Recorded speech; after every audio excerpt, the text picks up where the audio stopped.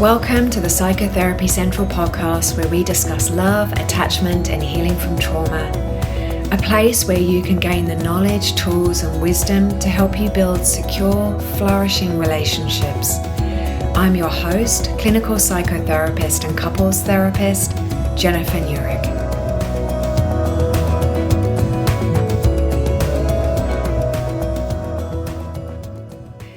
Hello everyone, and thank you for joining me on this episode. It's lovely to be here with you. In this episode, we're going to be we're breaking down parts more that we discussed in episode 6, which was 6 things you need to know about parts from an IFS perspective. So we're going to be looking at exiles, managers, and firefighters. So I had spent about 17 years doing inner child work, which I found so helpful. And I found that I would meet an inner child who was often very angry and kind of a teenage part. And now looking back, I can see how actually some of those parts weren't so much inner children, but more protectors in the IFS language. So let's talk a bit about that. So we'll start off with exiles. So exiles are rejected or traumatized parts. So let's say anger isn't really allowed in your family system. It's not really accepted. And so whenever you express anger, it's frowned upon or you're sent away, and you learn to kind of exile inside yourself this angry part. And that's how they can kind of get rejected. The other way is that they can be quite traumatized. So they might have had really traumatizing experiences. Let's say you're 6 years old and your brother thinks it would be really funny to put you in a wheelie bin and wheel you down the road and leave you in there. And maybe it smells really strong. Maybe you're frightened that you're going to be left there and you don't know when someone's going to come for you. And that could be a really terrifying experience for a 6-year-old. And so that part gets kind of frozen in time, and it's kind of too much and too fast to integrate. So they get frozen in time and kind of hiding for protection to stay safe. And they can, as we grow up, they can start to get quite loud and extreme because they actually want to be kind of heard and kind of retrieved and rescued. And that's part of how IFS works. But they can leave you feeling quite vulnerable because they hold very strong feelings: fear, terror, deep grief and sadness, abandonment often lives with our exiles. And when these really strong feelings start to come into the system and into our body, it's quite common that a protector will jump in. So let's move on to a protector. So a manager is a protective part, and it's a proactive, protective part. And the managers, like they sound, are busy managing and controlling our life so that we don't get hurt. It's a manager's job to create safety. And so maybe I control my life very rigidly. I make sure I know where I'm going, I know what I'm doing to prevent myself getting lost, to prevent myself getting hurt, to stay safe. So managers are always looking to keep you safe. And they might control other people, control situations, and control other parts of you in order to maintain that safety. But the problem is that as they're controlling in this way, they're also carrying this kind of massive burden of responsibility and this fear that if they stop, something terrible is going to happen. And that's what will often fuel this controlling behavior is fear. And they want to prevent any kind of vulnerability. So naturally, managers will be very risk averse. They don't like risk.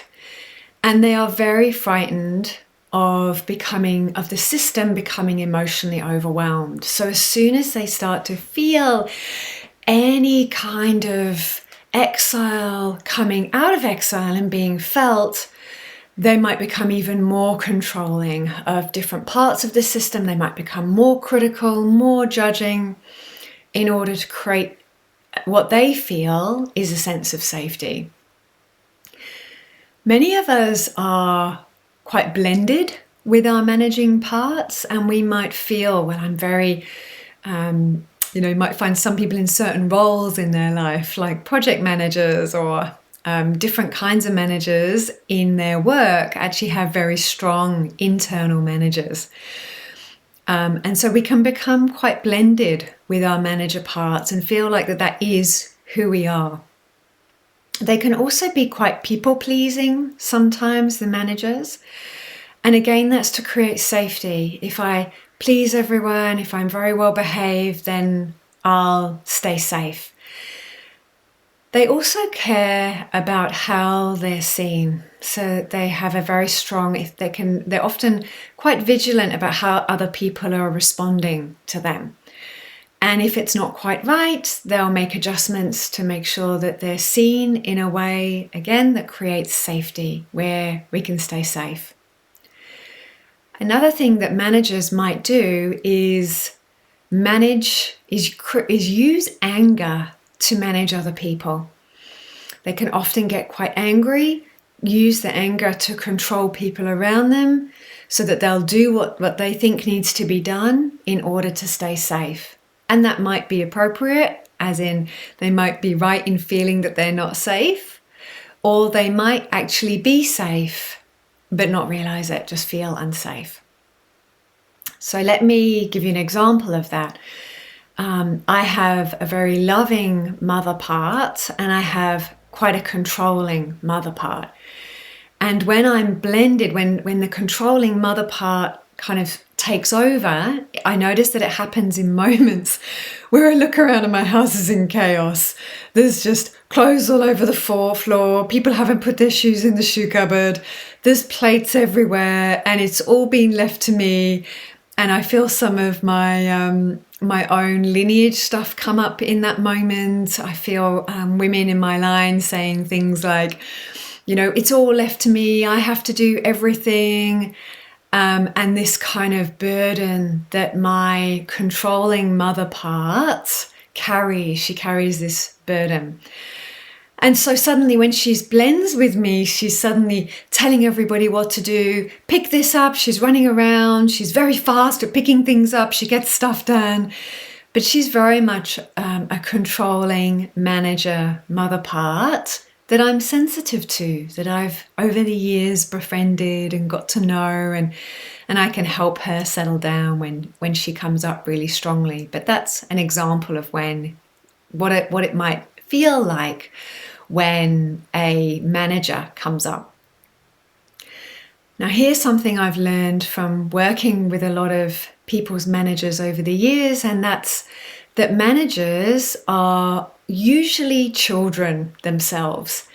And they also really want to be loved and cared for and healed. And a lot of these manager parts have come up often in childhood, teenagehood, sometimes earlier.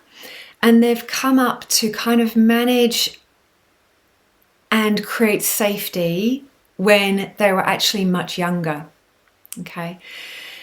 And remembering that all parts at their core contain self-energy. So when we work with these parts, no matter how controlling, how managing they are, at their core, when they connect with the self-energy, they really want to rest. Often they really want to do something different because they've been working really, really hard to control, often the uncontrollable. The next one we're going to discuss is firefighters. So managers are proactive, firefighters are reactive. So let's say my manager's just been doing her thing. She's been kind of tracking along. Everything's looking kind of organized, kind of good. And let's say something happens. Let's say my partner said he'll be home at a certain time and he doesn't turn up. And suddenly this triggers an exile into remembering feeling abandoned when I was younger. And these really strong feelings of panic start to come up in my body. Panic in my chest, nausea in my stomach. And a firefighter, so pain for a firefighter is like a fire. The system suddenly says, there's a fire in the house, there's a fire in the house, quick, hoses, let's go. And they are quick and they are strong, and their job is to repress that exile, make that feeling go away, release the pressure and leave. Okay, so they will do anything to get away from the pain of the exile. They will override the manager, and so often they're very disliked by the manager. And part of the reason is that the firefighter, while they're putting out the fire, they don't care about the relationship. They don't care about the health of your body. They are just focused on putting out the fire quickly and getting out of there. Great examples of firefighters are disassociating parts, where suddenly we leave our body and we're really not present anymore. It might be a binge eating part. It could be a suicidal part. They're very impulsive. What I really want you to remember about firefighters is that actually at their core, they have a good intention. They're trying to put out the fire, okay? They just do it in a way that often, if we had a moment to pause, if we could sort out our inner system, might not be the way that we would choose, okay? But often they have, in some ways, actually saved us. And often in some ways, they're kind of the heroes, but they end up being the inner system villain as we get older. So let's have an example of how they might all work together in the system: the exile, the manager, the firefighter. So let's use that example about my partner. He said he'll be home at this time. He hasn't turned up. I'm triggered, which means a part of me is remembering a past experience, even though I might not be aware of it, is remember this same feeling of nausea in my stomach, panic in my chest. He's not coming back. Oh my goodness, I remember that from when I was in my childhood, and maybe a parent didn't come back, or maybe a parent died, or something happened. The firefighter jumps in. Okay, maybe it's a binge eating part. So maybe I start eating a whole tub of ice cream. And then a manager part will step in with judgment and criticism and shaming and start to attack the firefighter. Yeah. And if, let's say my partner doesn't come back, okay, maybe they don't come back all night. So maybe then the firefighter comes back in again. And so I start binge eating again, okay? And then the manager comes back with the criticism and the judgment and the shaming. And I keep going around and around in this cycle, okay? And I can't get out of it until something external happens, till my partner comes back, till I've made contact with my partner, till I've done something else. Yep, we can get stuck in this cycle. And that can be what happens sometimes with addictions. With some eating things can be the same kind of cycle. And you can see how it can cause so much inner confusion and pain. And there's this sort of polarization that's happening inside of, I need to eat, I need to do this thing in order to numb, to get out of my body, to push the feeling down, right? This is what I've always done. This is what works for me. And then these other parts that can be very deeply shaming around the behavior. Can be super helpful to kind of map your system like this, to get to know, that's my binge eating part. And her name's Emily. And I know what she looks like, and I know what she feels like, and I know what her triggers are. And with an IFS therapist, you can learn to really get to know Emily, get to know that part, and what she's trying to protect. Because when we can get to the part that she's desperately trying to protect, that younger part that was originally abandoned, when that younger part is connected to self energy, to that curious and compassionate and loving part of self and is tended to, then your firefighter doesn't have to work so hard to keep those exiles hidden and shut down and not felt. Something else I'd like to say is that often our firefighters and protectors and managers, firefighters and managers are protectors, they're often sitting on top of lots of exiles. So not just one, often it's a whole nest. I like to think of it like a mother hen sitting all warm and keeping lots of eggs underneath her, protected and safe.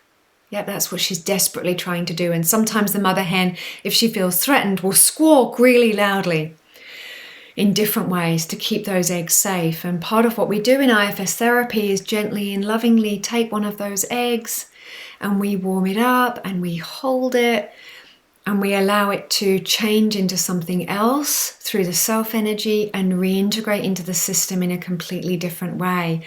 And often those parts, when they're reintegrated into the system, have self energy inside that contains, when I think about it, I've had the experience myself where I've physically, somatically felt a huge wave of energy return to my system when an exile or a protector the protector has come out of their post. They don't have to do that anymore.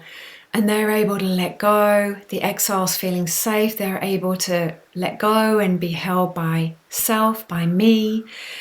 And I felt physically a whole lot of wave of energy return into my system. It's been really profound and impactful and really shifted my life in different ways. So an IFS therapist can help you do what's called mapping your system and really getting to know and identify and work with your parts. Super helpful. So let me return to that story about kind of working with my own inner child and that 15-year-old who I thought was my inner child. And in retrospect, I can see that, yes, I guess she was kind of an exile, but kind of actually a protective part because she really knew how to say no, which my younger self didn't know how to do. She could really say no. And so she was a protective part, but she was also in exile, kind of pushed away because angry wasn't really socially acceptable. It wasn't acceptable in my family. And when anger was expressed, it was expressed in quite an erratic way. So the IFS system has a very beautiful way of working with different parts. So I hope that you found something helpful in that. I hope it's given you a deeper understanding about exiles, managers, and firefighters, and maybe you've recognized some of your own parts as I've been speaking. And my invitation here is to hold all of those parts with love and compassion, and really remembering that they would have developed at a time when you really needed them and when they were adaptive. And remembering that there are no bad parts, even the ones that feel really hard to deal with internally. And I've been with those parts in myself and with other people. So really holding them with a lot of love and compassion. There is a wonderful book by the creator of Internal Family Systems, Richard Schwartz. It's called No Bad Parts. He has some wonderful, powerful exercises that you can do in that book. So I highly recommend that as a great starting place. And I talk a lot more about different aspects of internal family systems in different episodes. So just flick through in the IFS series and see what you can find. So in the next episode, I'll be looking at unblending in more detail, and I'll be sharing with you an example from my own therapy, from my own process. So if you don't want to miss that, make sure you hit subscribe and then you'll be notified when it drops. And if you like what you heard today, please like, share, subscribe. It really helps to grow the channel. The show notes for today will be available on my website, psychotherapycentral.health, where you'll also find my free course on breaking relationship cycles and healing insecure attachment styles, which has a lot to do with trauma and the things we've been speaking about today. So from my heart to yours, thank you for being here. Thank you for being in this community, and have a really wonderful day. Thank you for joining me on this episode. If you want to learn more about all things love, attachment, and trauma, I'd love to connect with you on Instagram at psychotherapy.central, or visit my website at psychotherapycentral.health. If you enjoyed this episode, I'd greatly appreciate it if you could leave a review and a 5-star rating. Your support means a lot, and I look forward to connecting with you again soon.